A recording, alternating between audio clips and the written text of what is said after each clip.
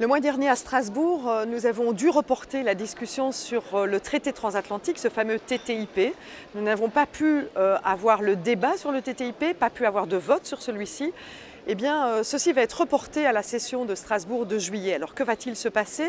Ça va être le vote d'une résolution, donc nous ne sommes pas en train de voter le TTIP, mais une résolution qui devrait donner des messages clairs à la population, qui doit pouvoir dire à la population ce qu'il y a dans ce TTIP, ce que nous ne voulons pas surtout dans ce TTIP, et aussi de pouvoir donner un message clair à la Commission européenne par rapport aux négociations qu'elle mène.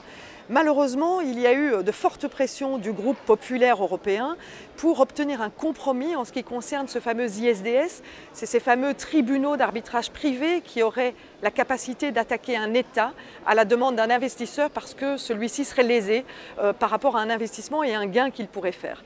Alors nous nous opposons à cet ISDS de manière claire, mais il y a une manière de le dire et à l'intérieur du groupe SND, il y a eu un compromis qui a été accepté. Pas avec ma voix, pas avec la voix de 34 autres socialistes à l'intérieur de ce groupe, mais malheureusement ce compromis est passé et il sera l'objet d'un vote en plénière.